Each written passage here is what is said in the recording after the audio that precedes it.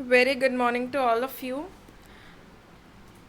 In yesterday or in your last revision, we will talk about the definitions of economics. Okay.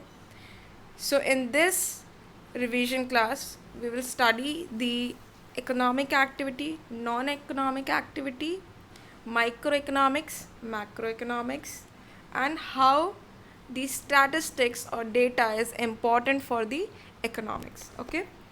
So, moving to the economic activity. Activi- Activity performed with the purpose of getting benefit in the form of income, involving exchange of goods, services, and or factor as well as involving cost is called economic activity.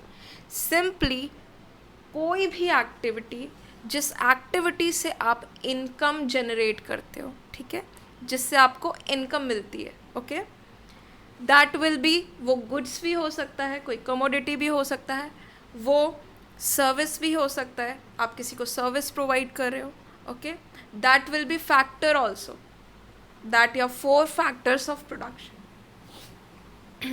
Okay, so let's take an example. Eating in restaurant, अगर आप restaurant में जाके खाते हो तो you will have to pay, okay. Watching a movie, okay, works in one's own farm, okay. So ये सारी activities है जिससे आप क्या कर रहे हो, इनकम जनरेट कर रहे हो, okay. Teacher in a school, okay. Now moving to the non economic activity. Non economic activities क्या होती है, ठीक है.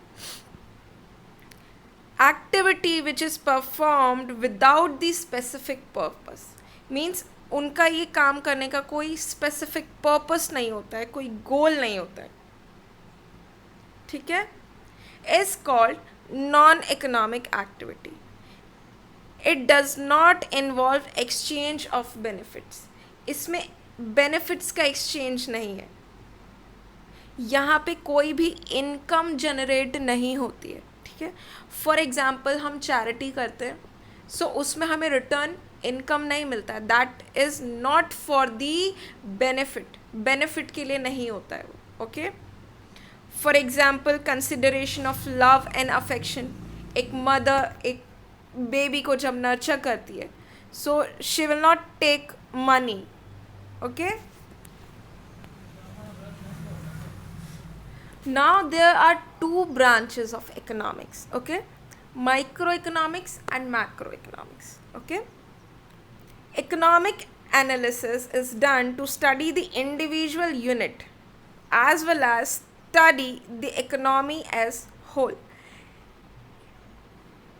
इफ़ हम इंडिविजुअल इकोनॉमिक यूनिट की बात करेंगे या फिर हम पूरी इकोनॉमी की टोटल बात करेंगे, होल बात करेंगे, जहाँ पे हम इंडिविजुअल इकोनॉमिक यूनिट की बात करेंगे, that is your micro economics, means small portion की बात हो रही है, ठीक है.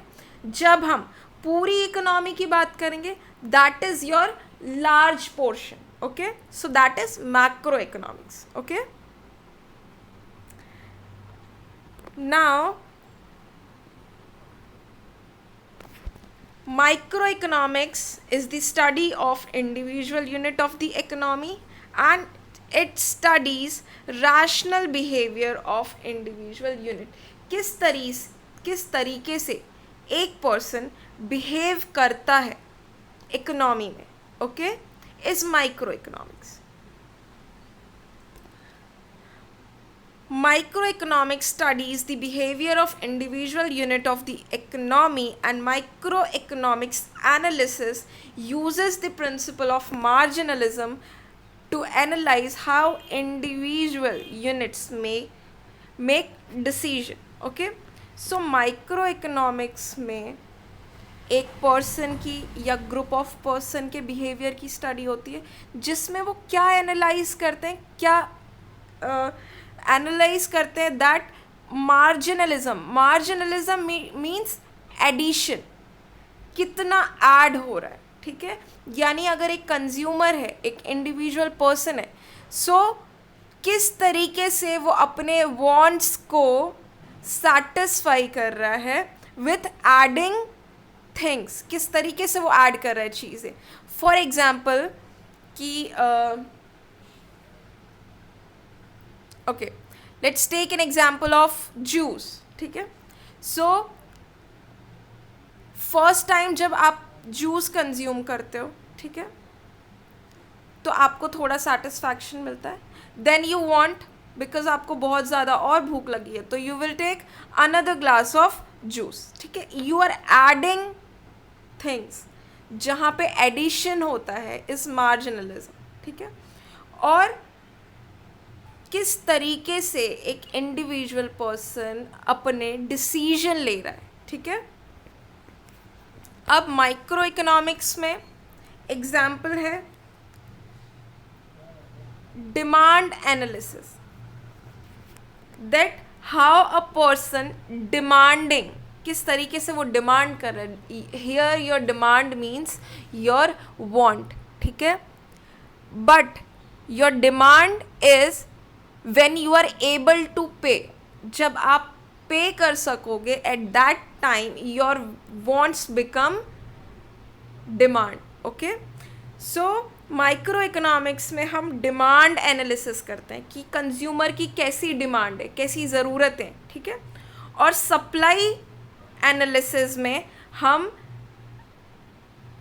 देखते हैं कि एक फर्म, एक जो फर्म है, यानी फॉर एग्जांपल मान लो कि एक कोई इंडस्ट्री है. ठीक है, वो किस तरीके से प्रोड्यूस कर रहा है. जैसे डिमांड में हम कंज्यूम कर रहे हैं, ठीक है, वैसे ही सप्लाई में जो प्रोड्यूसर है, जो कमोडिटी बना रहा है, वो किस तरीके से सप्लाई करेगा, उसकी एनालिसिस होगी. ठीक है, microeconomics has set scientific principles showing behaviour of individual. Microeconomics में कुछ ऐसे साइंटिफिक टूल्स यूज़ किए जाते हैं. For example law of demand, okay, law of supply. इसमें इंडिविजुअल पर्सन का बिहेवियर कैसा है उसके बारे में स्टडी किया जाता है. Okay, macro economics. Macro economics means we are talking about large part, है ना, पूरी होल इकोनॉमी के बारे में बात हो रही है. ओके, किस तरीके से रिसोर्सेज को मैनेज किया जा रहा है, किसके लिए, हमारी नेशन की इनकम को बढ़ाने के लिए, अनएम्प्लॉयमेंट कम करने के लिए, पॉवर्टी हटाने के लिए. ठीक है, इन्फ्लेशन को कंट्रोल करने के लिए. Inflation is your increase in price. Okay, the behavior of individual economic units impact the macroeconomic parameters, and macroeconomic parameters impact the decision of individual economic unit. आपका जो सिंगल पर्सन का जो behaviour है, okay, जब हम पूरे nation की बात करेंगे तो हमारा इंडिविजुअल बिहेवियर इफ़ेक्ट करता है मैक्रो पार्ट पे, यानी जो पूरी इकोनॉमी है उस पे, और उसका जो इफ़ेक्ट होता है वो आता है डिसीजन में कि किस तरीके से नेशन डिसाइड करेगी क्या करना है. और at that moment individual person भी डिसीजन लेता है कि हाउ वी विल वर्क. ठीक है, अब कुछ एग्जाम्पल्स हैं, जैसे determinants of national income. National income calculate करने के लिए क्या क्या चीज़ें चाहिए होती है, कौन कौन से टूल्स चाहिए होते हैं. For example GDP, NDP. Okay, unemployment. Okay, जब हम पूरे इकोनॉमी की अनएम्प्लॉयमेंट की बात करते हैं. ठीक है, पॉवर्टी, ग्रोथ को कैसे बढ़ाया जाए, जीडीपी कैसे बढ़ाया जाए. Here is GDP is your gross domestic product. ठीक है, ये पूरा एक अलग चैप्टर है, उसमें डिटेल में पढ़ेंगे. Now presentation of information. Here information is your data. जो आप स्टैटिस्टिक्स के थ्रू जो डेटा कलेक्ट करते हो, हम उसको डायग्राम में रिप्रेजेंट करते हैं. Okay, So in economic analysis or in a study of economics, information can be presented, आपकी जो इंफॉर्मेशन है उसको प्रेजेंट किया जाएगा बाय 3 वेज, 3 तरीके से. डिस्क्रिप्टिव मीन्स उसको डिस्क्राइब वे में उसे प्रेजेंट करेंगे. टेबल, जो डेटा का टेबल है उसके थ्रू, और डायग्राम के थ्रू यानी ग्राफ्स के थ्रू. ये मैंने आपको क्लास में पूरा कैसे बनाना है वो बता दिया है. ठीक है. अब हमें स्टैटिस्टिक्स की ज़रूरत पड़ती है, डेटा की ज़रूरत पड़ती है डायग्राम बनाने के लिए इकोनॉमिक्स में. ओके, पॉलिसीज़ बनाने के लिए. नाउ कि स्टैटिस्टिक्स की इम्पोर्टेंस क्या है, ठीक है, इकोनॉमिक्स में. Okay, the importance of statistical information in economics can be stated as under. अब ये कुछ जो इम्पोर्टेंस हैं वो दिए गए हैं. Okay, statistical information supports or confirm a principle that simply means कि जिस ऑब्जेक्टिव के लिए, जिस मोटिव के लिए आपने डेटा कलेक्ट किया है वो डेटा हमारे ऑब्जेक्टिव को सपोर्ट करता है. अगर डेटा ना हो तो जो हमारा प्रिंसिपल है, जो हमारा ऑब्जेक्टिव है वो पूरा नहीं होगा. दैट्स वाई स्टैटिस्टिक्स बहुत ज़रूरी होता है इकोनॉमिक्स में. Okay, give an idea about the changing trends of economic parameter. जब हमारे पास डेटा हम कलेक्ट कर लेते हैं तो हम उसको जब डायग्राम में रिप्रेजेंट करते हैं, एट दैट टाइम हमें पता चलता है कि ट्रेंड में कितना चेंज आ रहा है. ठीक है. जब हम स्टैटिस्टिक्स का डायग्राम बनाते हैं, जो डेटा का डायग्राम बनाते हैं इकोनॉमिक्स में, उसमें स्टैटिस्टिक्स के थ्रू कंपैरिजन करना इजी हो जाता है. आप लोगों को कितनी बार बोला मेरी क्लास होगी, फिर भी आप लोग बोलते रहते हैं.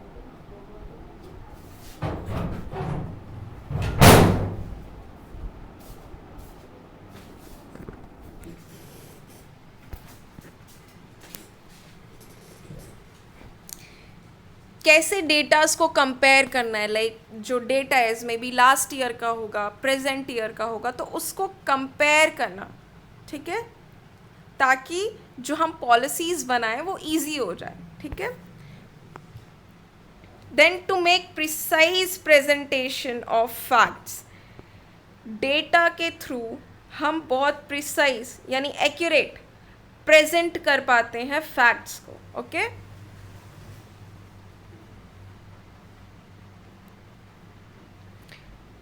now moving one by one.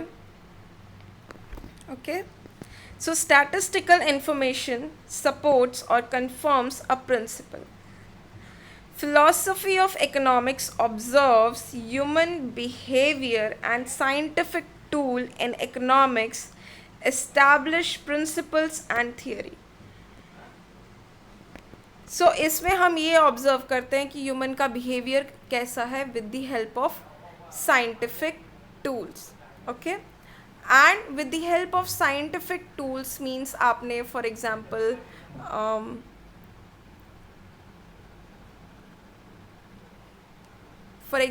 Price कितना इंक्रीज हुआ है. ठीक है, अगर उसके बारे में बात करें तो उसमें हम टूल्स क्या लेंगे, या प्राइस.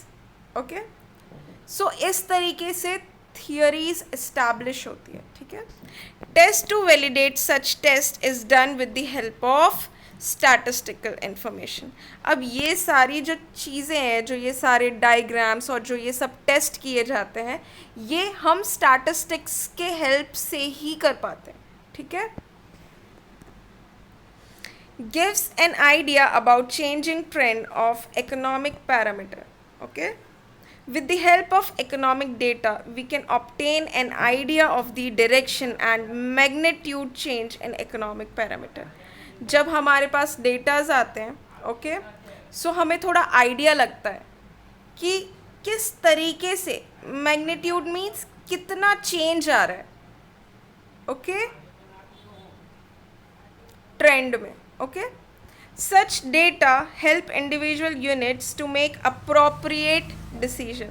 अब जो ये डेटाज हैं, ठीक है, ये जो हम डेटाज कलेक्ट करते हैं, उसका जो मेन मोटिव होता है वो होता है डिसीजन, कि किस तरीके से डिसीजन लिया जाए बेनिफिट्स को बढ़ाने के लिए, और गवर्नमेंट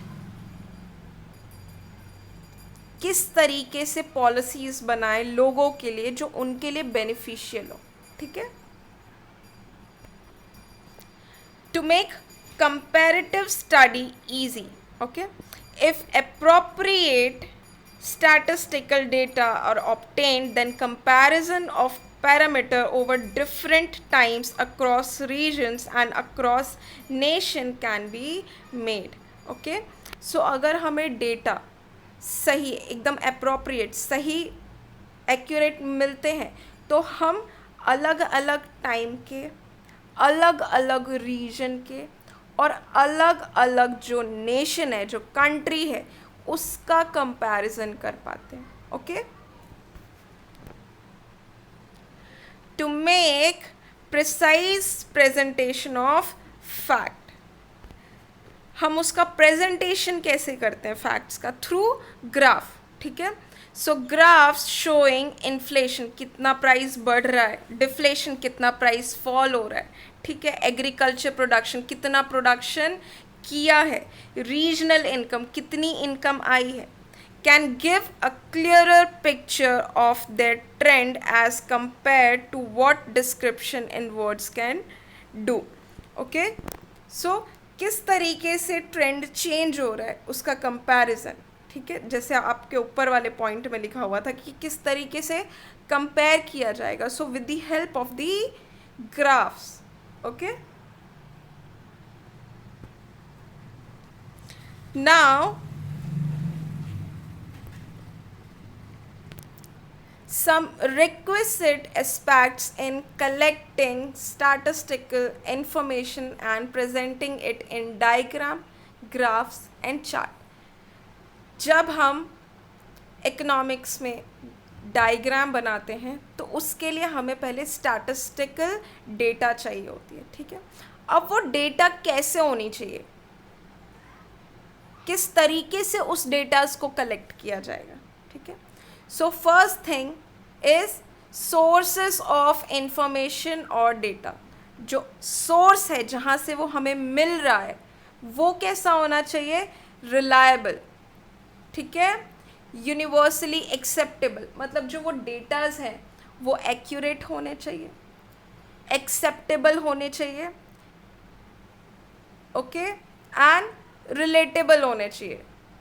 ठीक है, सही होने चाहिए. Okay, then clarity regarding dependent and independent variable. यहाँ पे जो चीज़ है इसको थोड़ा फोकस करेंगे, दैट कि हम जो डायग्राम बनाते हैं उसमें हम एक वेरिएबल, दो वेरिएबल, मोर देन 2 वेरिएबल्स हम यूज़ करते हैं. तो हमें ये चीज़ पता होना चाहिए कि डिपेंडेंट वेरिएबल कौन सा है और इंडिपेंडेंट वेरिएबल कौन सा है. ठीक है, तो जो डेटा हम एक्स एक्सिस पे रिप्रेजेंट करते हैं वो इंडिपेंडेंट वेरिएबल होता है. ठीक है, जो डेटा हम वाई एक्सिस पे रिप्रेजेंट करते हैं वो डिपेंडेंट वेरिएबल होता है. Okay, for example production over different time, कितना प्रोडक्शन अलग अलग साल में हुआ है, डिफरेंट टाइम पीरियड में हुआ है. सो जो टाइम है वो आपका एक्स एक्सिस पे रिप्रेजेंट होगा और जो आपका प्रोडक्शन है वो आपका वाई एक्सिस पे रिप्रेजेंट होगा. Okay, then selecting appropriate scale. Scale को सेलेक्ट करना सही तरीके से बहुत ज़रूरी है, बिकॉज जो हमारा ग्राफ होता है इट्स हैज़ एन साइज़, उसका एक अप्रोप्रिएट साइज़ होता है, और जो हमें डेटा मिलते हैं, ठीक है, वो बहुत ज़्यादा नंबर्स में मिलते हैं. तो किस तरीके से हम सिलेक्ट करेंगे scale? In order to obtain a systematic graph with clarity and appropriate size, हमें साइज प्रॉपर लेना है कि उसमें वो पूरा ग्राफ आ जाए. ठीक है। देन प्रॉपर स्केल, स्केल हमें डिसाइड करना है, ठीक है। Must be taken on both axis. For example एक डायग्राम है, उसमें लैक्स टन का प्रोडक्शन है, ठीक है। अब उसको तो उस ग्राफ में लिख नहीं सकते, उतना तो हम लिख नहीं पाएंगे। सो हम क्या करते हैं, हम 1 सेंटीमीटर को 10,000 यूनिट के बराबर लेके चलते हैं। So 1 centimetre is equal to 10,000 unit, okay. और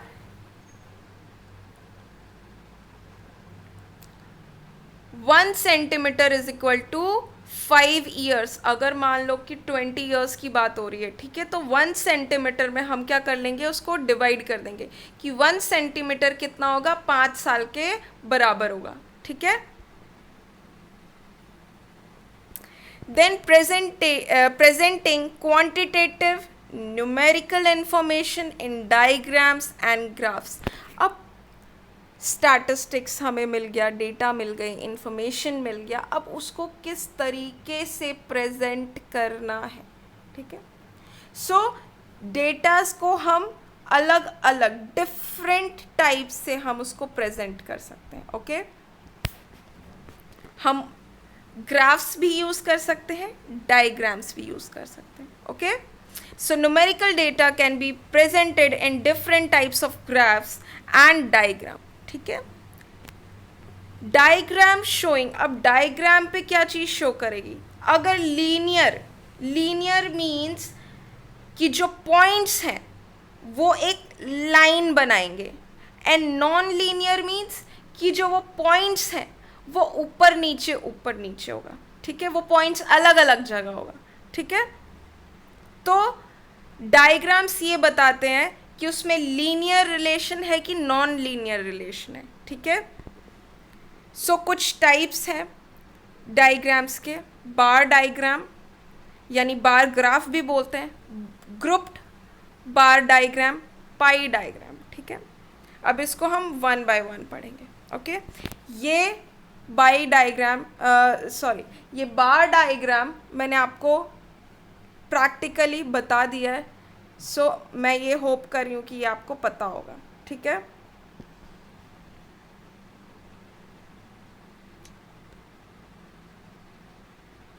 see here you can see that एक टेबल है, एक डायग्राम है, ठीक है। यहाँ पे हमने स्केल डिसाइड किया है, ठीक है। एक्स एक्सिस पे ईयर है, वाई एक्सिस पे 0.5 सेंटीमीटर पे 10 टन्स प्रोडक्शन है, ठीक है। Year is an independent variable and on y-axis production is an dependent variable. Your x-axis is independent variable और y-axis आपका dependent variable है, ठीक है। So a bar diagram is which represents grouped data। क्या represent कर रहा है, datas को represent कर रहा है, किस फॉर्म में, रेक्टेंगुलर बार्स में, ठीक है, जिसमें जो उसकी लेंथ है बार्स की, रेक्टेंगुलर बार्स की, वो वैल्यूज़ के बराबर है, ओके। जितनी वैल्यू है उतना बड़ा वो बार होगा, ठीक है, उसकी लेंथ होगी, okay. So moving to the grouped clustered bar graph. Group clustered bar graph means जहाँ पे हम मल्टीपल वेरिएबल यूज करते हैं, okay. Their chart are used when the dependent variable is grouped। सी आप देखो कि यहाँ पे जो डिपेंडेंट वेरिएबल है, ठीक है, वो एक से ज़्यादा है, जैसे मेल, फीमेल एंड टोटल, ठीक है। सो ये एक से ज़्यादा वेरिएबल्स हैं डिपेंडेंट वेरिएबल में, ठीक है। ये भी मैंने आपको बताया है कि आपको किस तरीके से ड्रॉ करना है, ठीक है। आपको जो ये टेबल है, ठीक है, उसके डेटास को आपको किस तरीके से रिप्रेजेंट करना है, जितनी भी वैल्यूज़ है उतनी लेंथ की यहाँ पे हम क्या बनाएंगे, बार्स बनाएंगे, ठीक है। ये मैंने आपकी लाइव क्लास में आपको बता दिया है, ठीक है। यहाँ पे आपको स्केल डिसाइड करना है। एक्स एक्सिस पे ईयर है, वाई एक्सिस पे परसेंटेज है, ठीक है, कि कितने परसेंट लिटरेसी रेट है गुजरात की, ठीक है। so that your 1 centimeter is equal to 10%, okay।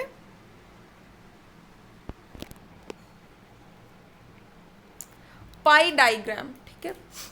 Pi diagram को हम पाई चार्ट भी बोलते हैं। ये किस तरीके का डायग्राम है? ये सर्कुलर है, गोल है, ठीक है, जिसमें इंडिया के जो सेक्टर्स हैं या कोई और कंट्री के भी जो सेक्टर्स हैं उसको अलग अलग जो सेक्टर्स हैं उसको, like we have 3 sectors, okay. So वो सेक्टर्स को किस तरीके से जितना डेटा है, जितना डेटा दिया हुआ है उसके हिसाब से हम उस प्रपोर्शन के हिसाब से हम यहाँ पे रिप्रेजेंट करेंगे, okay. So the numerical data is proportionately converted. जो डेटा है उसको हम प्रोपोर्शनेटली कन्वर्ट करेंगे डिग्री में, बिकॉज ये 100% है, ठीक है। और जो सेक्टर्स हैं, जितना भी डेटा है जिसको हमने परसेंटेज में चेंज किया है, उस डेटा को हम यहाँ पे रिप्रेजेंट करेंगे, okay.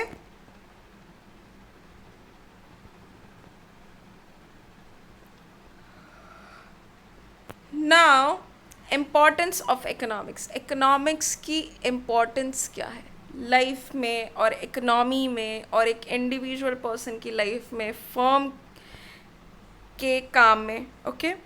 So economics is important to understand behaviour. सबसे इम्पॉर्टेंट चीज़ क्या है कि इकोनॉमिक्स क्या चीज़ समझने में मदद करती है कि ह्यूमन का बिहेवियर कैसा है, ठीक है। सोसाइटी किस तरीके से बिहेव करती है, स्टेट हर दिन अपनी एक्टिविटीज़ को कैसे मैनेज करता है, ठीक है। कुछ साइंटिफिक थियरीज जो लॉजिकल थियरीज है कि किस तरीके से ह्यूमन बिहेव कर रहा है एक इकोनॉमी में, ठीक है। Then principles guiding professional decision making. ये सारी चीज़ों की हेल्प से व्हाट वी डू कि एक डिसीजन लिया जाता है। Economics that simply means making policies, ठीक है। पॉलिसी बनाने के लिए उसका यूज़ किया जाता है, ओके। सो जब पॉलिसी बनाएंगे तो उसके लिए डिसीजन लेना ज़रूरी है, और डिसीजन लेने के लिए एक डीप जो बिहेवियर है ह्यूमन का, वो एक पर्सन का नहीं, होल इकोनॉमी का, वो जानना इम्पॉर्टेंट है, okay.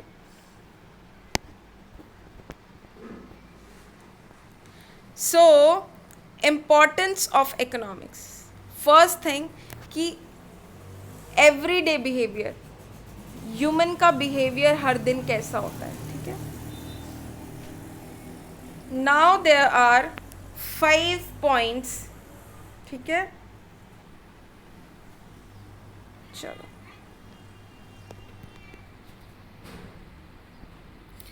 So understanding everyday behaviour, किस तरीके से हम हर दिन का बिहेवियर समझ सकते हैं, ठीक है। सो जब हम इकोनॉमी की बात करते हैं तो हम इंटरनेशनल इवेंट्स की बात करते हैं, मतलब देश में क्या चल रहा है, ठीक है। So some international events effect lives of people in several countries like USA, UK, Russia, China, etcetera. For example देखते हैं कि USA की इकोनॉमी है, ठीक है। अब हम क्या करते हैं, क्योंकि जब हम इकोनॉमी की बात करते हैं तो हम अपनी इकोनॉमी और दूसरे की इकोनॉमी के साथ कंपैरिजन करते हैं, ठीक है। सो फॉर एग्जांपल ये मान लो कि USA की इकोनॉमी किस तरीके से काम कर रही है और लोगों का क्या इफेक्ट, लोगों पे उसका क्या इफेक्ट पड़ रहा है, ठीक है। तो हम इसमें ज़्यादातर इंटरनेशनल इवेंट्स के बारे में देखेंगे, ठीक है। Thus, in modern times, with increasing information available to the public owing to continuously improving technology, the scope of economics in everyday life is expanding. Because अब मॉडर्न टाइम है, सो सबके पास इंफॉर्मेशन इज ईजीली अवेलेबल हो जाता है, ठीक है. सो जब information easily available हो रहा है, so there is an continuous improvement आ रही है, धीरे धीरे जो टेक्नोलॉजी है उसमें इम्प्रूवमेंट आ रही है, ठीक है. और जब टेक्नोलॉजी में इम्प्रूवमेंट होगा तो इकोनॉमिक्स का जो स्कोप है वो और भी ज़्यादा बढ़ जाता है, ठीक है. Because here is technology is useful for the business, आपके बिजनेस में इसका यूज़ होगा, okay. Understanding historical events. Human behaviour कैसा है, अगर हम आज से पहले हिस्ट्री में चले जाते हैं, ठीक है. तो अगर the knowledge of economics helps to understand historical events better. अगर हमें इकोनॉमिक्स की नॉलेज है तो उससे क्या होगा, हमें पहले की चीज़ें जो है, जो भी हिस्टोरिकल इवेंट्स हुए हैं, ठीक है, हम उस चीज़ों को ईजीली समझ पाएंगे, ठीक है. और फॉर एग्ज़ाम्पल मान लो कि ब्रिटिशर्स जो इंडिया में आए थे, ब्रिटिशर्स का जो रूल रहा था इतने टाइम तक, उनका बिहेवियर ऐसा क्यों था, क्यों उन्होंने इंडिया पे इतना रूल किया. बिकॉज उनको क्या था, उनको प्रॉफिट कमाना था, उनको ट्रेड करना था, है ना. सो अगर हम हर दिन अगर ह्यूमन बिहेवियर को समझ रहे हैं तो उससे हम पहले के टाइम जो भी इवेंट्स हुए हैं उसको ईजिली समझ पाएंगे, ठीक है.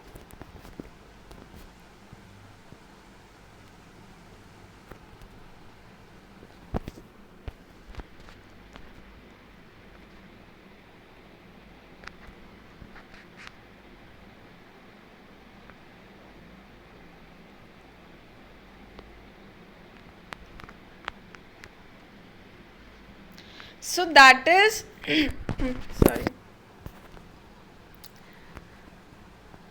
So economics हमारे हर दिन क्यों इम्पोर्टेंट है, ठीक है. क्योंकि हम इकोनॉमिक्स के थ्रू क्या करते हैं, ह्यूमन का जो बिहेवियर है उसको समझने की कोशिश करते हैं, ठीक है. नाउ इम्पॉर्टेंस ऑफ इकोनॉमिक, ठीक है. अब उसकी इकोनॉमी में क्या इम्पोर्टेंस है, इकोनॉमिक इम्पोर्टेंस उसकी क्या है, ठीक है. सो जब हम इकोनॉमिक इम्पोर्टेंस की बात करते हैं तो it is useful for the decision making bye individuals. Decision लेना इजी हो जाता है, okay. So individual can make decision if they know economy in better way. अगर आपको इकोनॉमी के बारे में अच्छे से पता है तो डिसीजन लेना बहुत इजी हो जाता है, okay. And if they are able to predict, because economic एक ऐसा सब्जेक्ट है जो आपको पास्ट प्रेजेंट फ्यूचर तीनों जो चीज़ें हैं वो प्रिडिक्ट करना बता सकता है, क्योंकि आपके पास डेटाज होते हैं पास्ट के भी प्रेजेंट के भी, तो आपको पता चलता है कि कितना चेंज हो रहा है. दैट इज़ वाई हम प्रिडिक्ट कर सकते हैं कि क्या क्या चेंजेस आने वाले हैं, okay. And it is useful for making policies बनाने के लिए इकोनॉमिक्स का यूज़ किया जाता है, ओके. इसलिए इकोनॉमिक्स की इतनी इम्पोर्टेंस है, okay. Understanding government policy, okay. See यहाँ पे पॉलिसी है. To understand various policies issued by the government, we should know maximum about economy. अगर हमें ये समझना है कि ये जो पॉलिसीज़ जो हमारे लिए बनाते हैं, गवर्नमेंट बनाती है, अगर हमें इकोनॉमी के बारे में ज़्यादा पता होगा तो हम वो पॉलिसीज़ को भी इजीली समझ पाएंगे, okay. So for example repo rate, reserve repo rate, ये इंटरेस्ट रेट होता है, ठीक है। ये आपका इंटरेस्ट रेट है जो पुट किया जाता है आपके डिपॉजिट्स पे, ठीक है। ये इंटरेस्ट रेट कौन रखती है? गवर्नमेंट रखती है, ठीक है।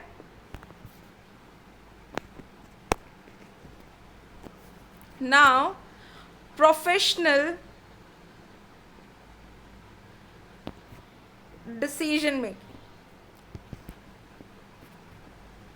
Economics is useful in knowing scientific principles and theories which guide professional decision making. Okay? So जब हम economics पढ़ते हैं, ठीक है, तो हमें theories पता चल जाती है कि यहाँ पे ये चेंजेस आएगा, ठीक है। आपको प्रिंसिपल्स पता चल जाते हैं, ऑब्जेक्टिव्स पता चल जाते हैं, तो उसकी वजह से ईजी होता है डिसीजन लेना। डिसीजन मेकिंग प्रोफेशनल्स के लिए ईजी हो जाता है। लाइक डिसीजन मेकिंग ये लोग लेते कहाँ पर हैं, कौन कौन से एरिया में लेते हैं इकोनॉमिक के? Like for example price determination, ठीक है। प्राइस में कितना,